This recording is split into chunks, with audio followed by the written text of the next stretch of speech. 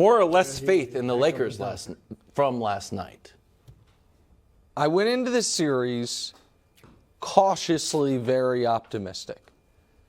I went into the series understanding that you guys know the altitude concerns me in a way that annoys you. Little concerned about whether or not what you've seen in the first couple rounds from unheralded bench guys, most notably Rui Hachimura and Lonnie Walker, if that was going to be sustainable, and somewhat concerned about whether or not the Lakers had treated the Warriors series like it was later in the playoffs than a round two, right? And so that was the reasons for my caution. The reasons for my optimism were, thought the Lakers would be able to score at will on this team, and that this was a very, very bad matchup for the Nuggets. After watching Game 1, my caution is gone, and my optimism is boundless. Boundless. Okay. I give the Nuggets, most notably Joker, massive credit. I give that crowd credit. I give Mike Malone credit for getting that victory and hanging on for dear life at the end, because that would have been a crushing that would have been a series ender if they had lost in that fashion. Not if they had lost Game 1, but if they had blown a 21-point lead at home. But let's see what had to happen for that game to go the way it did. Joker had to have the best opening 3 quarters, forget of his life, according to Jeff Van Gundy, of playoff history. Yeah. The greatest opening 3 quarters he's ever seen in his life in the playoffs. They had to get 2 really ludicrous buzzer beaters in sequence from Joker at the end of the 3rd and then Jamal Murray near the beginning of the 4th. The Lakers, the best defense in the league, had to allow 72 in the first half. The Nuggets had to offensive rebound 40% of their misses, and all of that happened. And it's a 3-point game with the ball in LeBron James' hands with 45 seconds left, and he missed. So, yeah, I feel better today than I did going into the series. And Brew seems quizzical, but I'm surprised by that. Well, look, I picked what Nick left out was that you picked the Lakers to win the game. Yes. So a game you picked them to win, they lost, and you feel better. Yes. Okay. But let me say, I picked Denver to win last night. True. But I picked the Lakers to win the series in 7. So for me, nothing happened last night that's going to change my pick. Well, I saw what I expected to see. Now, the manner in which it happened, different, but I expected Denver to win. But on Nick Wright, even though we agree on this pick of the series, I cry hogwash. That was hogwash what you just kicked. Why? Because you talked about lucky shots from Denver. How about Austin Reeves banking in a three-point shot? Oh, that's a good point. Take that off the board. How about you talk about Denver playing above its head? How about Anthony Davis going for 40, 10, 3 steals and 2 blocks? LeBron giving you a near triple-double with 26, 12, and 9. Austin Reeves dropping 23. Well, that's just par for the course. The Lakers, who are not a good three-point shooting team, shooting 46% from 3, 11 for 24, 55% overall, not even to mention 88% from the free throw line. So let's not act like Denver. Denver's a better shooting team than the Lakers, and they shot well. Let me finish. You had 5 minutes. All right, all of that went on, and they lost. So all I'm saying is, I'm with you on the Lakers winning, but to sit up here and act like last night was a good loss for the Lakers and a bad win for the Nuggets. I didn't say it was a bad win. As I said, is hogwash according to me. Yeah. And my man LeBron James. But LeBron's like, I don't care that we came back. Right. We lost. Of course he shouldn't. But I feel like you're arguing a point I did not make. I did not say this was a bad win for Denver. I said this was a great win, all things considered. I understand the idea of, is there a moral victory? There are not moral victories, but there are also no actual victories in a postseason series except for winning the series. What the Nuggets did last night was fill up 1/4 of the pie. That means nothing until you fill up all 4 quarters. But you got to fill up a quarter to get a half and quarter. Exactly. However, Brew, I know. You just said you're more optimistic. We don't ask. I'm not. You should stay on your pick as I'm staying on my pick. It's not about But the to pick. say you're more optimistic, this is like when I came on here after the Warriors were blasted and said they're the better team. No. All right, I got laughed to high heaven. Right, because there was no basis for it. I'll give you a different. What's the basis for last night? The basis was the fact that you mentioned AD did this, LeBron did that. Let me show you how LeBron and AD scored. Hubs, if we can pull it up, we can do AD first, then LeBron, how they scored. If it was a flurry of jump shots, then I'd be a little more concerned. It was not. It was things that are going to be accessible to them. How did LeBron score? The exact way going into the game I thought he would. Find Jamal Murray, get him in a pick and roll, and go. And what happened? Jamal got in foul trouble. Yes, you're right. Austin Reeves banked in a three, just like Michael Porter Jr. hit the corner three that was ridiculous. I'm not talking about those. Those shots happen all the time. The Reeves and Jamal Murray, the Jokic and Jamal Murray shots that were so ludicrous, both of them elicited laughter or smiles from the Lakers, to me are things that are not sustainable. And I think you agree with me. But the Lakers shooting 46%. I think three is sustainable. I think the Lakers making 11 threes is pretty sustainable. Shooting 46%? Actually. Maybe it'll be 39%. That's not sustainable for the Lakers. It is for game, for the series? The example I would have used was, let's go back to the 2015 finals, right? Okay, that's Warriors Cavs. Just give me a moment here. Game 3 of that series, the Cavs won.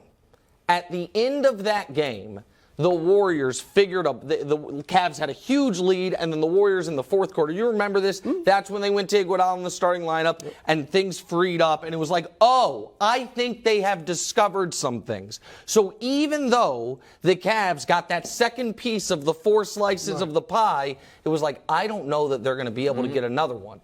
What I saw from the Lakers yesterday, offensively, confirmed my pre-series suspicions that the Nuggets can offer no resistance.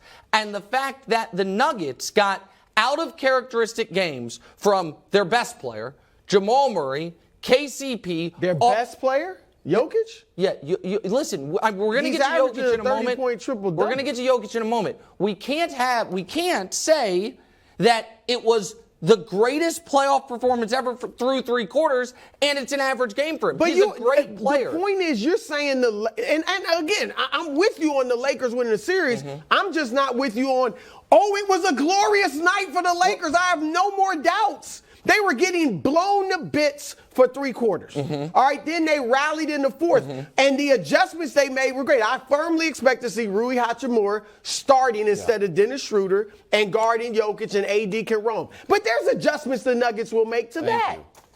Go ahead. There's going to be adjustments. Did I step on your toes? No, I like that take. It's like, well, Rui's good. They figured it out. Like, well, I don't know. Mike Malone also has film, too. All right, Joker was a machine. We'll turn our attention to Joker was a machine. The line was silly, 34, 21, and 14. This playoffs, he's been rolling and getting better and better. Remember, I showed this graphic yesterday.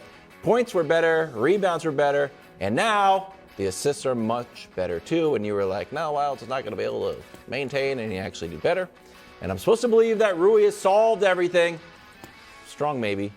Do you expect Joker to continue to dominate? I don't think Rui has solved everything. I actually don't even think it was about Rui. It was about letting Anthony Davis be the help defender, and Rui was the only guy the Lakers play that has enough size to where he credibly could do that. I also think that I didn't totally understand some of the commentary during the game, and I haven't totally understood the commentary after the game.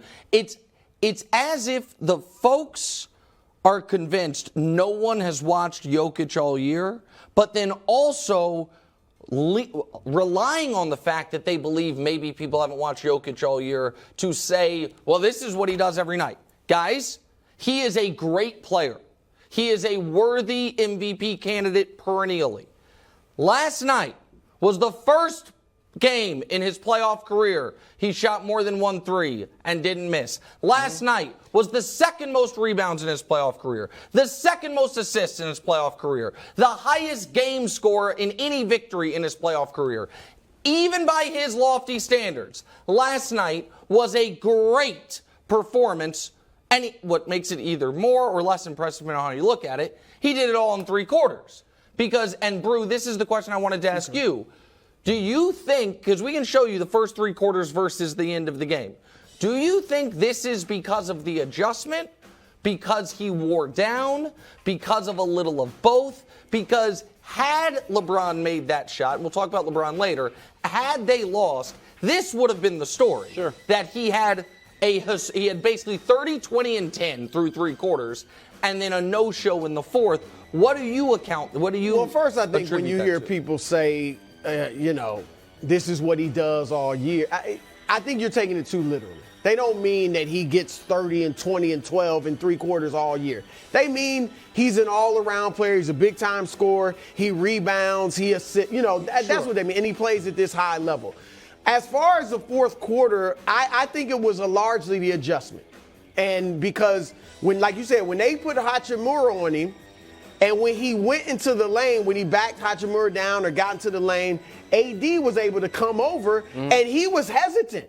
Because AD had blocked a couple of his shots, and now not only are you trying to finish over Hachimura, but also AD. Remember, he had a couple turnovers. So I think that adjustment was tough. I don't think he wore down. I mean, I think these guys are all used to playing at this level of the season. They know what it comes with. But I think as far as the adjustment, because a lot of people do think, the Rui adjustment is going to solve everything for the Lakers. Though that's not that difficult of an adjustment for Denver to make to that. You put Aaron Gordon, if AD's guarding Aaron Gordon, so you put Aaron Gordon in some dribble handoffs with Jokic to either switch and get AD on Jokic, or you pull AD away from the basket. You can do the same thing with the pick and roll, or you can put Aaron Gordon at the three-point line.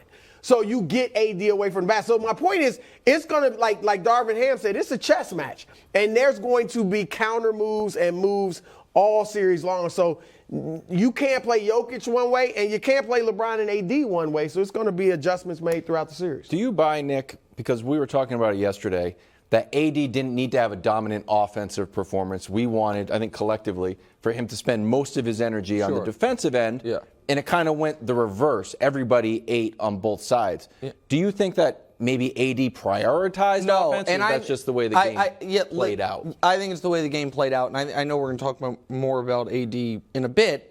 Everything for the Lakers, the Lakers were 16 of 19 inside the restricted area. Everything was easy for them offensively when they had possession of the ball. Their problem was rebounding. Mm-hmm. That's where, and again, we'll get to that's where to me, Joker's biggest impact was in the first quarter with the rebounding and getting the extra possessions. Had a bunch of assists. The assists are, again, I have seen a lot of games from Jokic where he has a half dozen first quarter assists. That's what he's prioritizing. That's what he's doing. I've never seen him. I didn't check I don't know if this is true or not. I've never seen him have a dozen first quarter rebounds. Wilds tweeted he's on pace for 50, and it was not incorrect. I mean, it was a little incorrect, but it was almost correct. It was almost correct. But but can I just say one other thing? You guys are talking about the Nuggets making adjustments.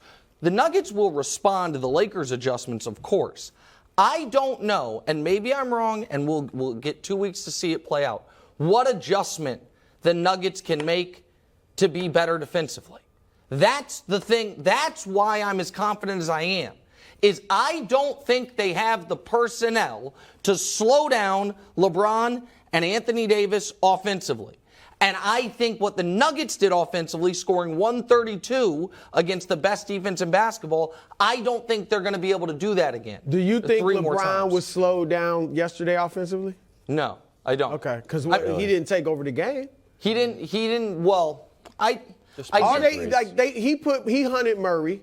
So what the Nuggets are going to likely do is say stop switching, and because the Lakers aren't a great 3-point shooting team.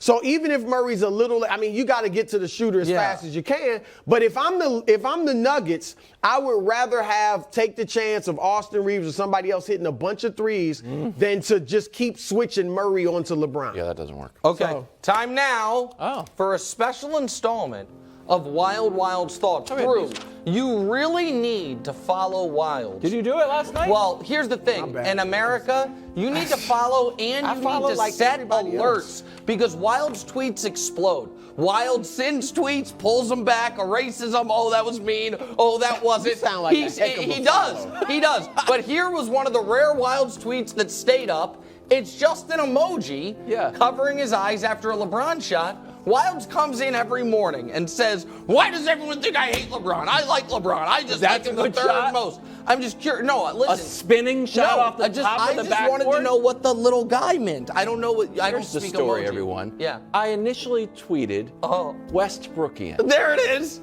And it was up for a minute, and I looked at it and I said, you know what, Wilds?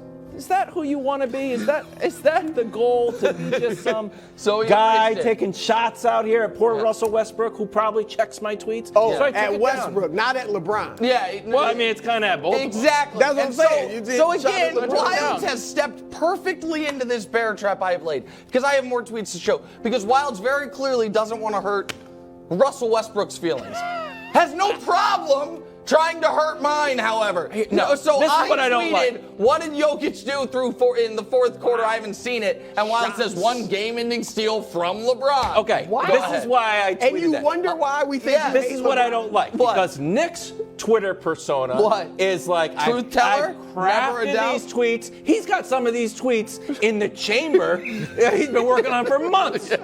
So then when he plays like, I don't know, anybody figure it out? Anyone have any updates? That drives me batty. I call hogwash on that as well. Okay, well, so that's why I put one more tweet, however, because Wilds was, good point. Wilds is wearing Nuggets colors. Wilds is all in on the Nuggets, and this tweet ends with, Denver should be worried. Yeah, that's true. So explain. So this is cogent analysis right here. I dabble in a little bit of body language expertise. Yeah. So after Joker's half-court shot, AD was like, man, you got me. And then after Jamal Murray's shot, LeBron was like, hey, buddy, good job. And Jamal Murray's like, thanks, man.